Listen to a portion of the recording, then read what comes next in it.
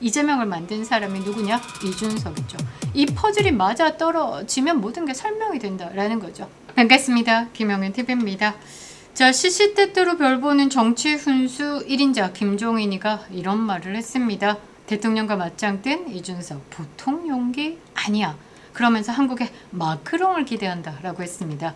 그리고 오세훈은 날려버린 정치 브로커 명태균은 또 뭐라고 했냐? 윤석열 대통령 2년만 하고 내려오고 이준석을 대통령으로 만든다 라고 했지요. 자, 정치판의 원조 촉법 이준석, 온갖 논란 속에서도 검경의 보호 그리고 언론의 적극적인 쉴드 아래 지금까지 살아남아 있습니다.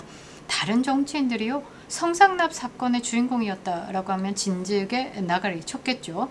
다른 정치인이요, 만일에 하버드 학력 사기의 주인공이었다라고 하면 정치판에 퇴출되겠지요. 얼마 전에는 7시간 부정선거 토론 쳐발리면서 거기서 트럼프와 일론 머스크가 부정선거 음모론자다라면서 안드로메다급 정신세계를 드러냈음에도 아직도 살아있습니다.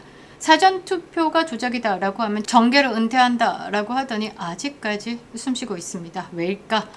동호회 와라바시, 2톤의 과일값, 그것으로 이재명의 안면을 강타했음에도 또 60만이 넘는 제명 청원에도 불구하고 정치판에서 굴러댕기고 있습니다. 왜일까? 하나의 퍼즐이 모든 의문을 풀게 하는데요. 자, 이준석 부수 아닙니다.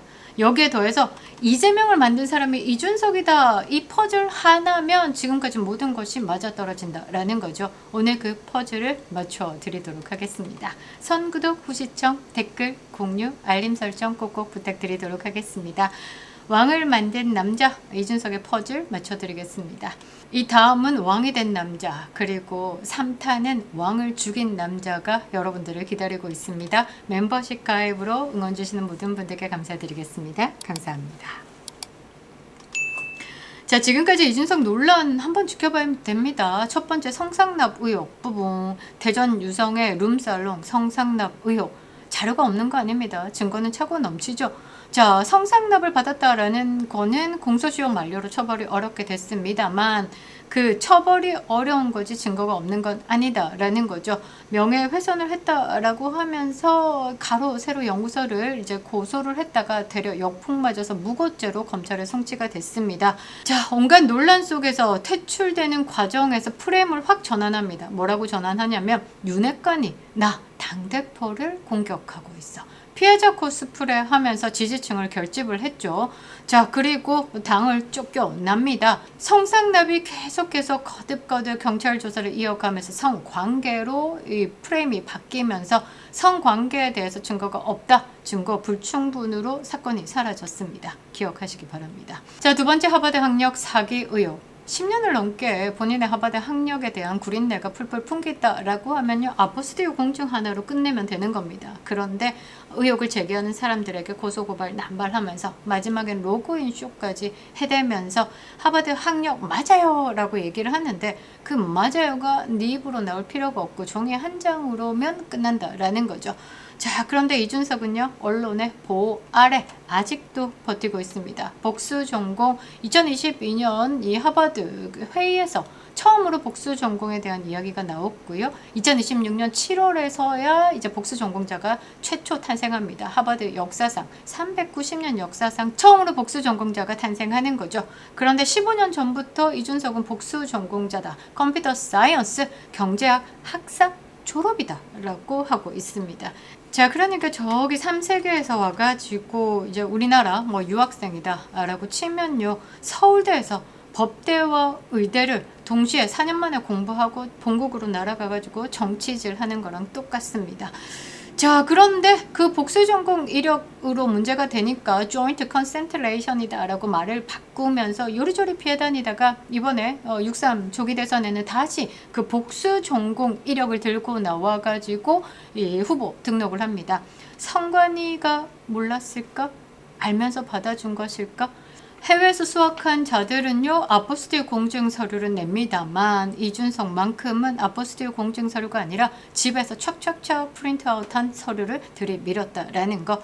언론은 이것을요 제대로 파고들지도 않고요. 경찰은요 확증 편향으로 의혹을 제기하는 사람들을 몰아붙이기도 하죠. 자, 이준석 하버드 학력 사기 아직도 아포스틸 공증서류 한 장 못 내고 있습니다. 자, 세 번째 명태균 게이트. 이게 핵심이다라고 봐야 되겠죠. 명태균 어떤 사람이냐? 정치 브로커입니다. 명태균은요, 2021년 국민의힘 당대표 선거 당시에 이준석 측에서 부터 연락이 와가지고 선거 관련돼가지고 도움을 주게 됐다라는 취지로 검찰 조사에서 언급한 바가 있고요. 이준석은 정치적 거래나 공천 개입, 부적절한 여론조사 도움 등 받은 사실이 전혀 없다라고 의혹을 부인하고 있는데, 김영선 이기는 여론조사를 가지고 오라라고 명시적으로 오더를 내린 게 이준석이다라는 거. 그러니까 어떤 세력이 이준석을 보호하는지 참으로 궁금하지 않을 수가 없습니다.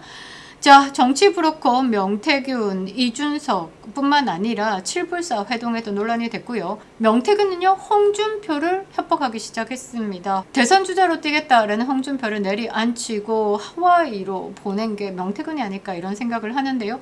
자, 강한 보수 대권 후보를 제거하는데 명태균이 움직였고요.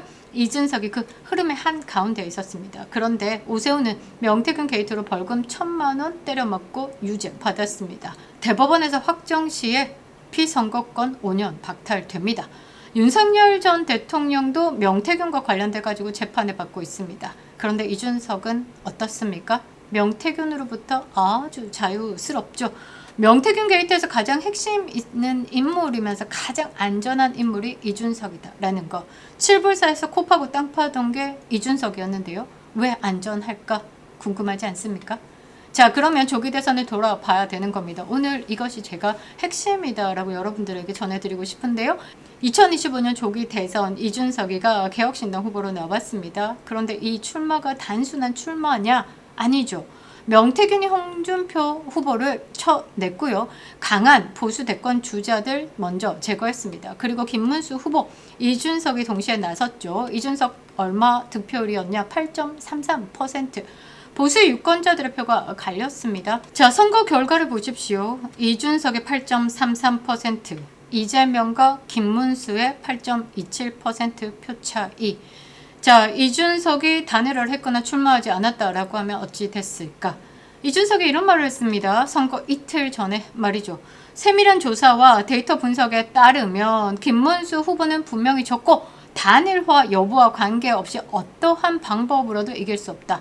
그러면서 자신에게 투표하라라고 했습니다. 마지막에 보수층이 결집할까봐 이준석이가 이틀 전부터 어떻게 똥 뿌렸다라고 볼 수 있죠.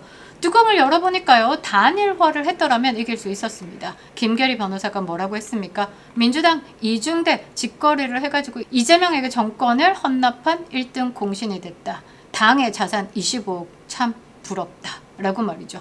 자, 그러면서 이재명 정권에서 이준석이 어떻게 움직이고 있는지를 또 봐야 한다라는 거죠. 이재명 정권이 들어선 뒤에요. 이준석은 이재명과 함께 전한길 대표를 공격했습니다. 최상병 특검, 여기에도 이준석이 앞장섰죠. 런종석 논란에도 이준석이 있었습니다. 프레임 잡고 언론에 딱 던지면요. 언론이 그것을 활활 불태워서 윤석열 정권을 흔들어댔죠. 이준석의 행보가요, 윤 정권을 흔드는 큰 흐름에 항상 있었습니다. 김건희 여사의 공천 개입 의혹, 명태균의 녹취를 까고 명태균의 문자를 짜집기해서 까면서 오빠니 많이 윤석열 정권을 끊임없이 흔들었습니다. 이준석이 내부에서 불을 질러 댔었죠. 자, 그리고 이준석은요, 김용남을 민주당에 보냅니다. 이재명은요, 껄끄러운 조국을 쳐내기 위해서 어떤 카드가 필요했는데요. 그 카드를 이준석이가 제공했습니다. 이준석과 함께했던 김용남이요, 민주당 후보로 나가가지고 조국을 잡았습니다. 그리고 쓰임이 다한 김용남은 버려졌죠. 자, 그런데 결국은 이준석과 오랜 연이 있는 유이동이 당선됐습니다. 2014년 김무성의 픽으로 평택에 공천을 받고 금배지를 달았던 유이동이가요, 보궐선거에서 김용남 조국의 싸움에 어부지리로 당선이 됐습니다. 그 유이동이가 국민의힘으로 들어가서 목소리를 키운다라고 하면 이준석이 원하는 복당이 손쉬워지겠죠. 정치판이요, 체스판처럼요, 전략과 전술이 있다지만요, 이준석이 묻은 이 정치판은 그야말로 예술적인 쓰레기가 되는 겁니다. 저작거리 화투판처럼요, 기술과 속임으로 가득한 이 드러분 판, 그 판에서 이준석이 가장 오래 살아남고 있다라는 거. 왜일까? 이준석은요, 이재명 정권에 필요한 인물이기 때문입니다. 보수 진영 흔들고 표도 갈라치고 결정적인 순간마다 이재명에게 유리한 방향으로 움직이는 그 구조를 이준석이가 짜고 있는 겁니다. 그래서 이재명은 이준석을 보호하고 있죠. 전통 민주당 진영에서도 이게 실용주의냐 라고 하면서 한동훈과 이준석을 되게 껄끄럽게 생각을 하고 있다라는 거. 우파들만요 범보수다라고 이준석과 한동훈을 분류하지만요, 이미 좌파 진영에서는 이재명을 돕고 있는 뿌락지다라고 보고 있습니다. 자, 묻겠습니다. 명태균 게이트에서 오세훈은 유죄를 받고 윤석열 대통령은 재판을 받고 있는데 이준석은 왜 가장 안전할까? 조기 대선으로 8% 조금 이재명 당선에 결정적인 기여를 했습니다. 김용남으로 조국을 쳤고요. 유이동으로 복당의 길을 닦았습니다. 이게 우연일까? 계획일까? 이준석은요, 결코 네버 보수가 아닙니다. 이재명을 만든 사람이 누구냐? 이준석이죠.